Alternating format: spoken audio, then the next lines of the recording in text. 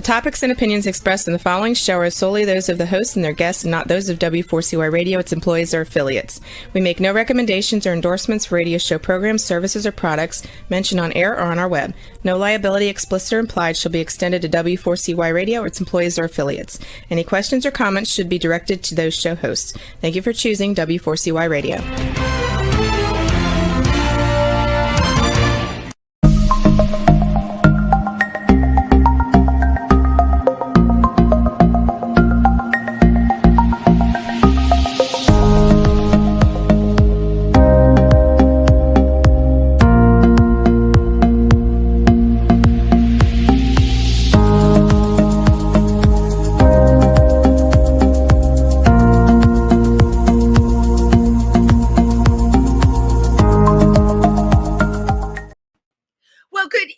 Everybody, and welcome to Triversity Talk. I'm your host, Wendy Stewart. Very happy to be with you on this cold, wintry night. And if you're watching this, we're all snug as a bug in a rug in our houses, I hope, and just trying to get through the winter.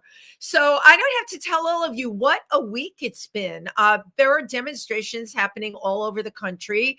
And if you go to some of these sites online, more than a few, the Stonewall Monument site, they scrubbed off the T from the LGBTQ. And of course, there have been a lot of protests. I'm coming to you from New York City. So in New York City, there have been a lot of protests. But our organization, Triversity, which is based out of Milford, Pennsylvania, where we have our center, our members have been very active in protests in Wilkes-Barre and in Scranton. So everybody is trying to get out there to do their part about what is going on right now. And I think I shall just leave it at that. So it's very timely for me that I have a guest tonight that before all the things that are happening in the country right now happened, they wrote a book, and it was a photographic book. Our guest tonight is a documentary photographer who explores social justice through image, text, and audio. Our guest tonight did an amazing book. It's called Gays in the Military, and you can see it here. We're going to be discussing this book tonight. I think what got to me were not only the interviews in this book, it was such a level of commitment to being in our forces, our armed forces, and speaking about being gay and serving your country because you're a patriot, not because you want to go out and kill, but because you're a patriot. And what happened under Don't Ask, Don't Tell. And excuse me. Our guest tonight is Vincent Gianni, and he's the one that created this amazing book, Gays in the Military. So please welcome him and thank you. Hi, Wendy. It's good to be here. Oh, it's great to be here. I get very emotional about this book, which is why it's so important. What you've done is a still documentary on people that have wanted to serve because they believe in their country. And in so many ways, after reading what they wrote or what happened to them after, not being able to be who they are or openly love who they are, it's as if we've turned our backs and said, hey, you know what? You're just here to serve, and that it's going to end there. We forget that we are dealing with human beings. So I want to thank you for creating this, Vince, really. Thank you very much. I appreciate those words. You started the book in 2009. Yes, I started the book in 2009, and that was based on two things. One was Barack Obama's campaign, where he spoke about reversing Don't Ask, Don't Tell. That was one of his topics on his platform. And the other was listening to a public radio station in the town that I was living in at the time, Newburgh, New York, and hearing an interview by a mother whose son was recently discharged. And the way she spoke about him was so powerful, so loving. And so, just proud to be his mother. His mom. I contacted her. It was easy, just through the internet to contact her, and I asked her if she could put me in touch with him when he came back from his 3 months of. It was kind of an interim period where you spend 3 months kind of decompressing, I guess. And when I did, and I went up to interview him, his mom and his brother were there. And I realized that because I was getting more involved with the movement to reverse Don't Ask, Don't Tell, I realized that it was a much bigger story than just his. So I began this process then. Wow. But it took you, what was it, 4 to 5 years to put this together? It was about 3. The traveling around the United States. Yeah, you went all over the United States. Interviewing took about 3 and a half, and then to put the book together took about a year and a half. Wow. First of all, I admire your moxie to want to go ahead and do this. You heard that interview, and there was something in that interview that struck a chord deep within you. How did you emotionally connect with that interview? How did you personally relate to it? I thought my own experience with, what it was like coming out back then, Right. And what the circumstances were, and the support of family, and the idea that LGBTQ people have just as much dignity and pride as any other community. So that's the thing that I connect on a human level, basically. Right. And it was interesting too for me because being part of the community, our community is so diverse, as diverse as the United States is. But understanding that even though I would not have joined the military, I grew up during the time of, the Vietnam War. Yeah, same. On that. So I don't know if I would join the military, and I was curious about why people who identify themselves like me as a gay man or a woman, a lesbian woman, why they would want to join an organization that didn't want them there in the first place. But I think what I got from your book, it's a patriotic thing. They were there to serve their country. And yet, I think what angered me was their country was just willing to pull the rug out from under them and disregard them. I can't remember which part of the book it was in, but you said, like, what happens when you can't even display the photograph, right? Something as simple. We all have pictures of our loved ones. When yours has to be, I guess, hidden in your suitcase or face down somewhere where no one's going to see it. These are things that we all just accept. And especially when you're in the military, right? And you're sent overseas, those things have a lot of meaning to you. All of a sudden you're like a non-person because who you love has no meaning. You're there to serve, but I also felt like you're there to be used and abused, and it's just not right. You're absolutely right. That interview that you're talking about was Joseph Rocha, yes, who actually experienced horrific abuse by his commanding officer and the people in his unit, but we won't go into that. But yes, you're right. He's the one who said, I took an oath. First of all, I took an oath of honor and honesty, and I'm lying every day because I'm not saying who I am. Because you can't. That's even worse for unit cohesion than being gay, and that's been proven by polls that have been taken over the years. People don't care who you are; they care what you do as a unit and the bond that you have as a unit. And interestingly enough, LGBTQ people had to work, and they had to work twice as hard, and they had to prove themselves 3 times as hard in order to be accepted on the same level as non-LGBTQ people. I totally got that. But then I say, how can you be part of a unit when who you are is being completely denied? And for anyone in that unit that could be homophobic, they've already judged you. There's no way you're going to win them over.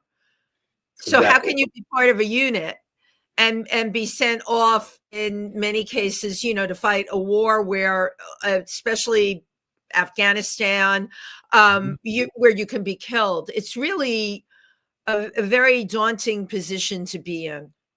It certainly is. And one of the things about the book also is I interviewed and photographed everyone from a World War II veteran to Yeah. recent enlistees. So when I was starting to do my research around this, with all of the different bands throughout the decades, they were based on different things. So the experiences of the LGBT community in the military were very different. But as you said in the beginning, Don't Ask, Don't Tell was a particularly horrific idea because, number one, it was passed as a law by Congress. First time any group of people were could not join an organization. And then it also was enacted as a policy, where previously it was always just military policy. Right. So you have this kind of this fighting against each other, and basically it was a compromise between the Clinton administration and the far right at the time. And you know what? I didn't know that till you brought it up. That causes a lot of psychological, just as you were noting in terms of the photographs, that causes a lot of psychological stress in addition to the abuse that they were receiving. Right. Well, that was going to be my next point. They're suffering through the abuse of serving, and then you get out. Who are you when you get out? Because you go in one way, you can be gay, but you go in, and then you come out and you've had all these things happen to you while you had to hide who you were, and then you come out, and then what happens? That's a really good question. I looked at the faces in there, and I mean, all I could think about was the kind of fallout, right? They follow people, they follow veterans. I mean, veterans in general are, to me, we should be putting them up on a pedestal. They should be honored, all kinds of whatever they need, right? You're LGBTQ and you're in the military and you are just cut loose into the world when you're done. Don't let the door hit you on the way out. And then what are you supposed to do? Because you've been through some horrific experiences. I don't think, to my knowledge, and you can correct me, we have anything at all in place. In terms of now? Yeah. Well, it's right now, as we all know. But I wanted to talk to one of the things that you had mentioned, and that is, the fact that what happens to people when they are discharged. Yeah. Because most of the people that I photographed and interviewed were discharged, and it was a dishonorable discharge. So they lost everything, their benefits. They lost. I mean, just some of them were even erased from the books. The fact that they served in the military was just taken out of the records. So that's another way of erasing history in a sense. Right. So that question that you asked, what happens to you? When you read those interviews, we understand that some people, for example, like Joseph Rocha, he became stronger. I mean, he continued to be an activist. He started running for public office, and he just, continued to fight. Other people had a very opposite experience, and it devastated them, and they could not, get out of this post-traumatic stress that they had. Right. And I think it's doubled if you're LGBTQ, many people in the military suffer that. And then now it's like a double whammy. What were your challenges in doing this? When I was looking at the pictures and reading the interviews, I imagined you basically, I know you scheduled it, but it's cold calling, right? You're walking into someone's house. You don't know them, they don't know you. How did you get their trust? That's a really good question.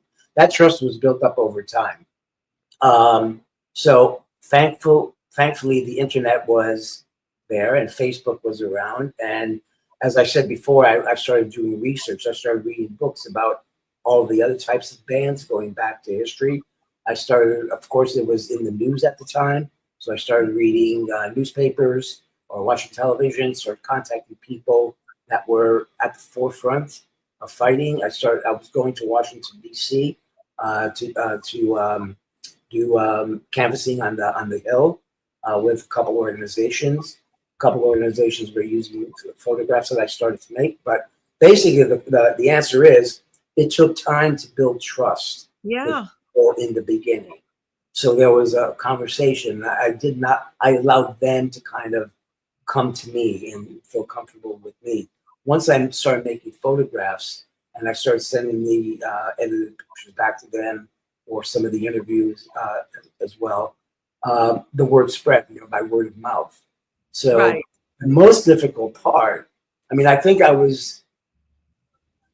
thank you for the compliment at the beginning. You said I'm a very empathetic person. I think Yeah. that's what people feel.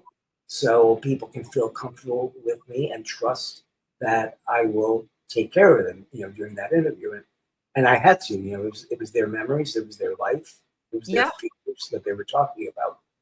But one of the interesting things too, and you have kind of alluded to this, is that in the book, you look at the people not with any information that you know about them, because I don't have any captions, any titles, any information.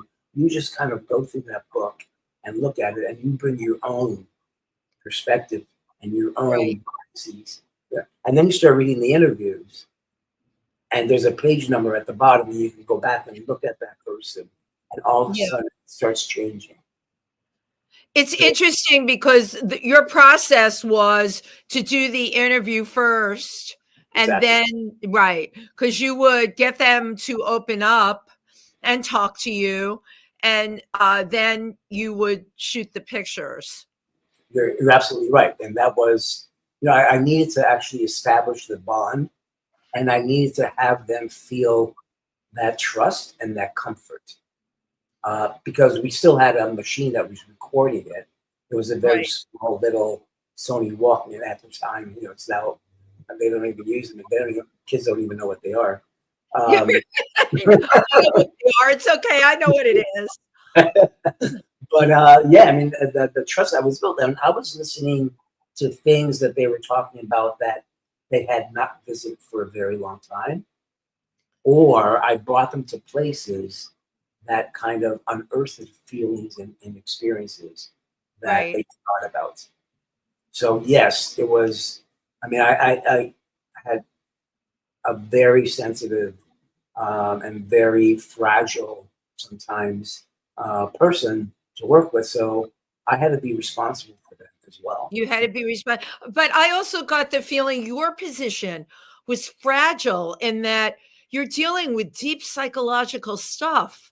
And you have to do this to create the kind of book that you did.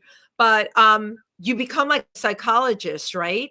And people are telling you really deep emotional feelings, and you've gotten their trust, but it's still I thought a draining position to be in many ways, and a very fragile position to be in, because of the conversation, you're having them bring up stuff. And I'm sure some of this stuff had to be buried for their own survival. And some of the stuff was absolutely devastating to me. Very astute comment, because yes, after doing the interview, and some of them were they went so deep and so intensely that it started to break me down. There's a number of times that I would walk out to the car after the interview and just let go, because the stories were so horrific. So horrific. But then I also had to make those photographs after the interview, so it was sometimes the interview helped me understand how to photograph them, but also became even more difficult, now making a photograph after listening to that. Well, actually, I shouldn't say more difficult, but there was more of an emotional connection there. But you know what? When I looked at those photographs, I think that that's what had to be. Like, you get a person at the height of what they're thinking, who they are, and those photographs are very, very much in the moment. If you look at and you probably know more about the history of photography than I do, but some of our greatest Ansel Adams is capturing, and that's how I felt when I looked at these pictures. And you were on the ride with them, right? They're telling you this, but then you start shooting, and now you're on level playing field in a lot of ways. They're the subject, and you're the one capturing the subject. It's a very powerful position to be in. And one of the things you said in the book, you left their house as emotionally drained as they were, I'm sure. Yes. Yeah. Yeah. It's. I mean, there's certainly a sense of responsibility, but also there's a certain sense of empowerment that we got to a point. Someone, and you stated it very well. I walked into their house, even though I had conversations with them, via Facebook or email or even phone. I walk into their house for the first time meeting them. Yeah, face to face. What was powerful is that collaboration that happened with making the portrait, making the photograph after we experienced the conversation. I mean, it became a true collaboration. Yeah. Well, to capture what you did, it would have to be a true collaboration. So I did wonder, was there anyone, even though you had connected on the internet and through social media prior, was there anyone when you got there that said, no, I don't want to do this? Not when I got to their place, no, but I would say of the people that I reached out to along the way, maybe about 30% of them did not want to participate. They didn't want to participate. Right. So what I did was I scheduled interviews and photographs in different parts of the country on 5 different road trips. So one was on the East Coast from New York all the way down to Florida. 2 of them were on the West Coast. One was in the South, and one was in the Midwest, Chicago and its environs. And by the time that I arranged these, and they were very specific because they had to be scheduled, I had to consider travel time, things like that, just a little downtime as well. But as I made them, when I walked there, all of them really were excited to be able to talk about what their experience was and to have someone acknowledge it. Right. And to have the support from you. I'm curious, have you stayed in touch with any of the people that you photographed? Yeah, I would say maybe around 8 or 9 of them, yeah. Oh, that's great. Yeah. And then, just every once in a while, people on Facebook, I'm Facebook friends with all of them. So every once in a while, we kind of, connect through there. But yeah, there's maybe about 8 or 9 that I'm kind of, somewhat regularly in touch with. That you're able to stay in contact with. Well, I loved your TED Talk that you did at the University of Nevada. Thank was you. Really, really great. And I took a little excerpt from it that I want to play tonight because it also shows the photographs from the book, which is much better than me holding it up. I had to tell you, this whole world of podcasting to me was like, I didn't used to do this. I did TV things. This is a whole other thing for me. I have to tell you, I relate very much to your backdrop. Oh, thank you. Well, yeah, homegrown. We're not in a studio, are we? No, we're not. Okay, Juan, can you play that clip for us, please? Thank you.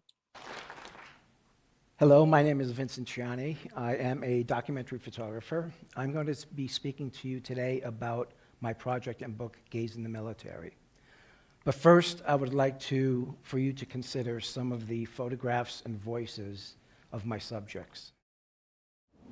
Admirals stated that commanders should hunt high and low to find anyone they can to separate from the military, specifically homosexuals. I had 3 weeks left in my terms of service when they discharged me. Obviously, one of the guys went to OSI or went to somebody and said he's gay. Right away, my dreams were being crushed in regards to what I thought the military was. I went in thinking that I could just not talk about my romantic life, But with these personal relationships and these bonds comes, personal inquiries. You know what breaks up unit cohesion? You know what disrupts morale? Is a witch hunt. In the middle of the Iraq War, they're searching private emails to see if someone's violated Don't Ask, Don't Tell. And the benefit of the doubt led to the question, are you gay? And I refused to answer. They were caught having sex. They were beat, hospitalized. The fact that I was part of an institution that would allow me to be violated in that way made me rethink my entire decision to come to West Point. Keeping my private life very separate from my professional life, and in all likelihood never having a significant relationship. No real relationships, and that was just the way it went. They don't understand what it does to people. Airborne infantry soldier. Shaking. So afraid. It's the one time in my life I thought about suicide. And I picked up the phone book and found the counselor because I had to talk to someone before I killed myself. Nothing was ever done to the guys that did it because they beat up a bunch of faggots. So who cared?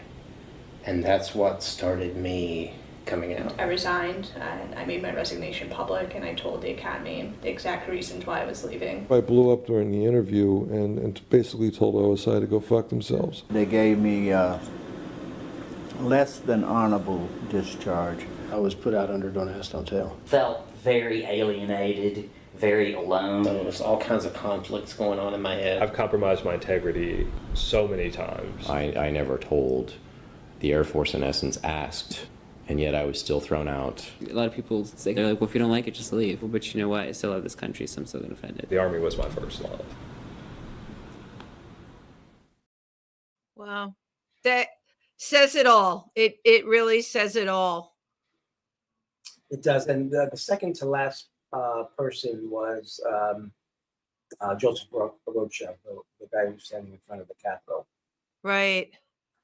But what a range of people, what a range of feelings. And that's a very powerful piece along with your book, because we're hearing the voices of the people that are in the book. I mean, it just, when I saw that TED Talk, it's really great. And I'm really... The project is a book. I don't print photographs. I only give digital files to people need them. But the intention of it was to have an audio and visual experience in a space so that you can walk through and hear these voices along with the photographs. I mean, it's very, very powerful. And, I find myself thinking that it should have a permanent home, right, with the images and the voices that people can walk into. Because with what's going on now, I think we are going to need this kind of thing. I'm an empath myself, and I'm very much affected by what's fair and right and what's humanitarian. And I personally feel now we're in a very anti-humanitarian time, We're in a very fragile time. I mean, there's so many groups of people that don't know what their future is going to be. Right. And, as you kind of alluded to before, the trans community now, I mean, having gained, as much as they could over the last 10 or so years, are losing all of that. They're being erased away from history. Right. And, I have a couple of people that I had met through this organization that serve their country, that are trans. And we haven't spoken in a bit. I have other friends that are trans. They haven't served in the military. But it was interesting to me through Triversity meeting people that had gone to West Point that were trans in the military, because I found myself thinking, to me, a normal civilian military is very, macho, rough. Even if you're a woman, you're tough. They put you through paces that are tough. And I wondered what it was like. And I have to tell you, the people I know that did serve, it was the same thing. They were serving their country. That's what they were doing. Exactly. It had nothing to do about them being trans or whatever. They were serving their country. And that's what really is so wrong about this, that we will turn our backs and make people less than. To be taking the tea off of government websites is horrible. And I'm just sitting there waiting. What is that expression for the other shoe to drop, right? Because these days, and I'm here in New York City, we have discussions about this. Like, there's not a day that goes by. I'm huge on social media, and it just seems to be one assault after the next. And I don't know where we are going to all end up after this. I do know that now is a time when the people that have one common belief need to really come together. And I think there's a groundswell. I think there's a groundswell. That's exactly what, and I believe it's going to be from a community level, pushback from a community level. That's exactly what drove me to open up the Newburgh Community Photo Project, during when our president now was first elected in 2016. I thought, how could I do something on a community base, on a community level, to offset what might happen? Right. So luckily, my background is actually in radical social politics and community organizing. So I come from that perspective. So when I opened up the Newburgh Community Photo Project, it was the idea of engaging people in the community that don't have representation. And over 5 years, we went from this grassroots, organization without any money to actually being able every summer to give out 5 fellowships of $7,000 for the summer to work on a collaborative project. So which is so incredible that I know Newburgh, and you won't believe this now, Vincent, while we're talking. Now this whole conversation comes back to me when I met you. When you came to the screening of my film, we had talked about this. You were doing this project in Newburgh then. And this show that I have did not exist then. Triversity did, of course, was involved. And I probably, if I go in my phone, will still have your contact information. Well, I had yours in my phone. Well, I am so glad that gong just went off in my head. I remember this conversation. And I had been to Newburgh a number of times, and I know a number of people that are involved with the LGBTQ up there. So, wow. And we also have a wonderful mutual friend. Yes, I know. It's great, right? That's what mutual friends are for. So you had also done another project about skating. We skate hardcore.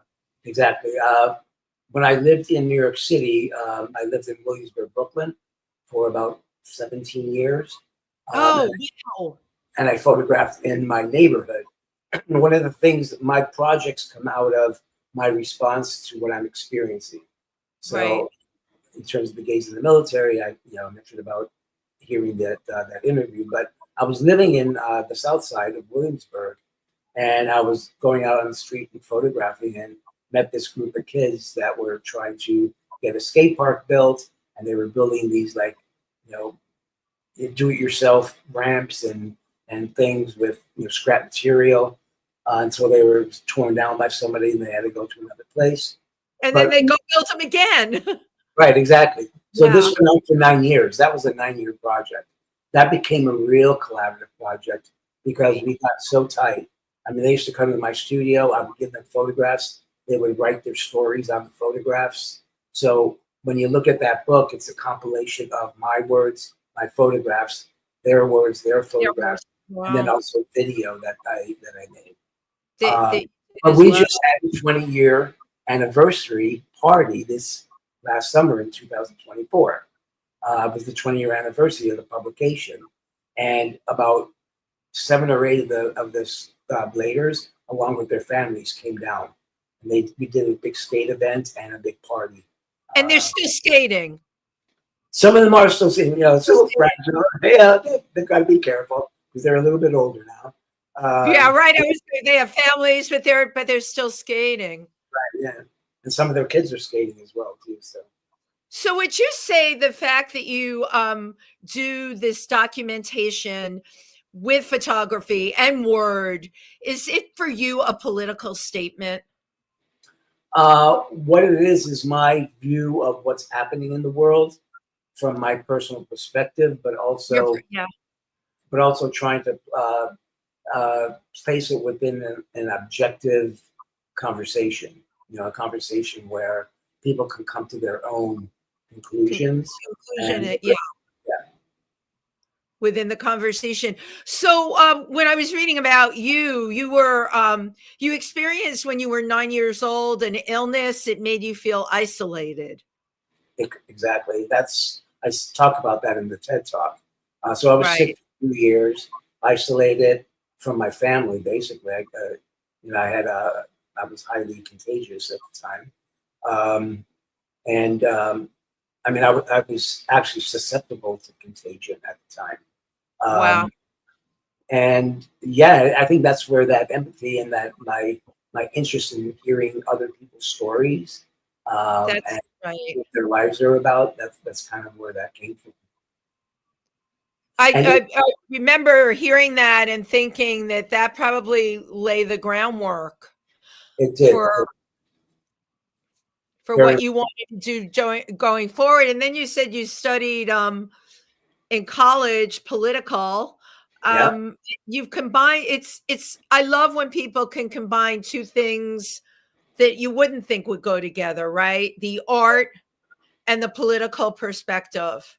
And then they bring it together to really make a difference, because a book like yours really can make a difference. I think somebody that is in the military or has left the military, because we know there's way more than the people that are in this book.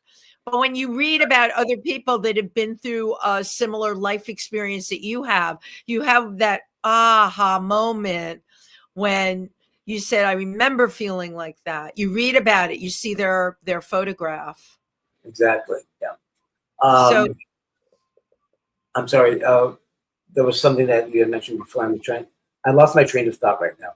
But that's okay. It'll come back at 2:00 in the morning. That's when I wake up in the middle of the night and then I can't get back to sleep because I start thinking about something that I wanted to ask someone that I was interviewing during the day. Right. And it comes about. Well, what I was going to say is now, you made me think of it, is that I've done different things throughout my life, but there's this thread that goes through, even going back to that time that I was ill. It's this thread of a concern about humanity, an idea that I am part of a community. Life many times is fragile. Interestingly enough, now, since I moved to Philadelphia, I'm actually going back again into my past, and I'm working on photographs that I made of New York City Pride March. Which one was it? Between 1985 and 1995. So oh my God! So that was like the whole start of AIDS. Exactly. So the book is actually based on the photographs from New York City Pride, but it's about identity, it's about community, and it's about the activism around HIV. But it's going to be a 2-volume set. One will be focused on the Pride photographs, and then all of the history, the political, stories that went on at the time.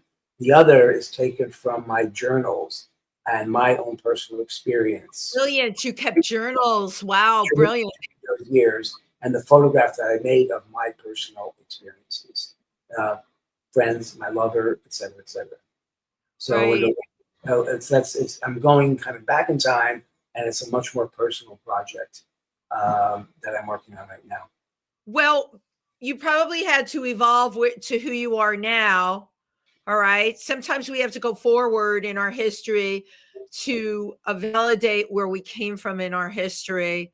And then the new project will be a lot of who you are now and what you've seen and what you've photographed will all come up for you. Yeah, it's informed a lot more by your experience as well. It's a really interesting journey. This would not have happened, actually, if the pandemic had not occurred. Because during lockdown for 3 months or so, I couldn't do anything else. So I spent 8 to 10 hours a day, 6 days a week in my darkroom, going back, able to print these photographs because I never printed them before. There was always something else going on. So that lockdown gave me the opportunity to actually uncover that work. So I was printing these photographs while things like George Floyd was happening, things like Right. pandemic in the communities that were being hardest hit. And I'm looking at these photographs from 40 years ago, and they're fighting for the same thing. They're fighting for their lives in a sense. That's amazing that I've had a lot of pandemic discussions on all of my shows that I do because I love creative people. And the question always is, how did you get through the pandemic? There's a lot of people that were immobilized. And then there's a lot of people that use some creative process to get through it. And that's exactly what, you reached out and you had these photographs, and now you're going to end up having a whole 2-volume book from it. Amazing. Right. Yeah. And actually, it's part of it was the way the last 35, 40 years of my life went, because I always used the wintertime, the cold weather, to print in the dark. So I would just hibernate, until maybe April, until the spring came. So it was, part of that was what my ritual was, but the amount of time that I had to devote to it was tremendous. Wow. Well, that's something I'm certainly going to look forward to. And should you need any people from that time, believe it or not, I'm still friends with a large portion of them. You'll know their names. If you please don't hesitate to reach out. The ones that are still here, I'm still hanging out with because I'm that kind of person. Well, that's great. So let me tell you a little anecdote. Yes, maybe I love anecdotes. 2-3 weeks ago, I was invited to go out to lunch by a mutual friend of a friend of mine and his new partner, a woman.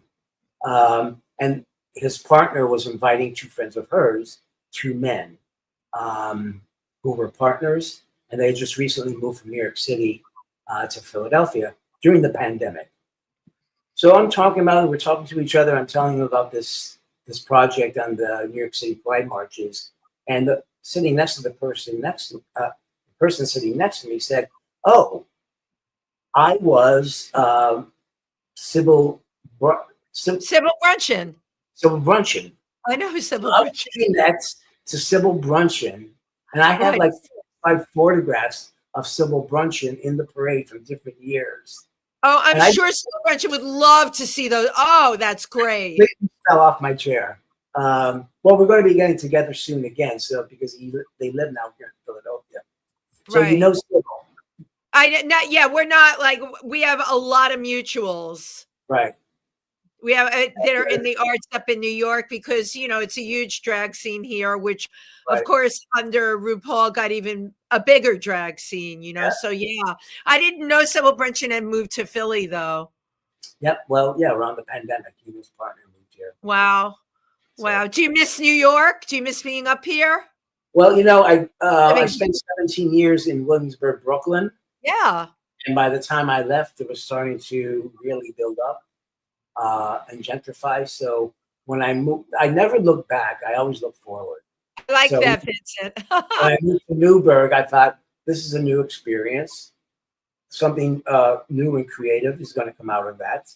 And that's kind of how I've led my life. I mean, I lived in Berlin for almost a year when the wall came down, because when I was a kid, I shook John F. Kennedy's hand as his motorcade came through my town. Amazing. And I got so obsessed with him and who he was and the Berlin Wall. And then 50 years later, not 50 years later. Yep. About 30 years later. I was going to say from 30, 35 years later. Right. It comes down. So I was like, I'm going over to Berlin. I moving places is kind of in my blood, I guess. And I'm not from a military family. Yeah, I was going to ask that, but for you, it seems like moving is a very cathartic thing.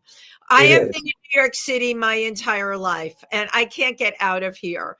And I've come to realize that. As a matter of fact, recently I was thinking about moving. I looked at no, I can't even leave the apartment I'm in. Vincent, but New York suits me really, really fine. So I do want to talk because I don't know where the time goes, but it always goes so quick. You're in a lot of galleries, both nationally and internationally. Can you talk a little bit about that? Sure. I'm actually not in galleries, but throughout my career, rather than going to commercial galleries. I always put more emphasis in going to museums or archives or libraries. Yeah, Because yeah. what it did was kind of an archive. It was historical, and I don't place my work as fine, in the fine art realm. I had exhibitions, yes. I mean, I had a big exhibition of the You Skate Hardcore at the Museum of the City of New York. Right. That was a museum. I love the Museum of the City of New York. And that, that's such a perfect subject matter, the skaters. Yeah, exactly. Yeah, and that was really nice big band. But yeah, if you look at it, it's I mean, periodically I show in galleries, but I never put a whole lot of emphasis going after commercial galleries. For me, Right. it was, books. That's a way of disseminating information. Yeah. Much better than a gallery exhibition, a museum exhibition. That touches more people. Well, yeah, you're talking about things that are more permanent. That's what you're saying, then, as opposed to having, a gallery show. You want the permanence. The things in archives. Yeah. Yeah. Yeah, because then people will be talking about them. And, we've come full circle because now you've got the photographs that you took during Pride from back then. Okay, going to be made into a book, and now everybody will see them. And Right. I don't have to tell you the historical value of that is really worth its weight in gold. What I worry about, and again, even with your book, historical value, if we don't have tangible items like Gays in the Military or any book that's like this, if we don't have the tangible items, we risk that history will be rewritten, and that's very scary. Exactly. You're absolutely right. I mean, the burning of the books, Fahrenheit 451. Right. There was actually an interesting thing that happened when I went over to Berlin, because when the wall came down, East Germans were getting rid of their furniture, their clothing, their electronics, and they were buying Western products. I came across this group of kids, maybe 7, 8, 9 years old. They were in a dumpster next to the library, and they threw out all the books that were published in East Germany because the history of it and the telling of the history is very different than what the West was. Right. So you throw your books out, you rewrite new books, and you have a new history. And people forget about who you are very quickly. Absolutely. And unless there's generations around that can pass it down, I mean, we see things getting wiped out all the time. So I'm really looking forward to your book about Pride. I've been to every Pride for the last 30 years. Wow, that's great. It's probably a little more. I'm there every year, and now I'm with the Imperial Court of New York, but Triversity, when we were coming in, I marched with them. It's really important to me. And this year, of course, is going to be very important. I'll have to relook at the photographs. There's about 140 of them in the project. I'll have to look through them and see if I see you in the crowd. Yeah, right. If you see me. So, we are down to the wire here. What would you like people to know about you? What do you want to share? Oh God, that's a hard question. What's your vision? What's your vision for us as human beings? Well, my vision is that we just keep on moving forward and fighting for what we have fought for, and fighting for not only our freedom, but our identity. Right. Most important thing in the world is our identity. And here's the book, Gays in the Military. Vincent, where can people get your book? Well, they can contact me. I have copies of it, but they can also get it on Amazon. Okay. Or the publisher, Daylight Books. Okay. Two places where they can get it. Right. And if they can get it on Amazon, I think there's going to be on the 28th is the shopping blackout, and Amazon's on that list not to order anything then. So if you're watching this show, you can Vince, you're on social media, yeah? Yes. You're on Facebook. And you can contact Vincent Gianni on there under Messenger, probably, if you want to order a book, or you can, before February 28th, just go ahead and order it from Amazon.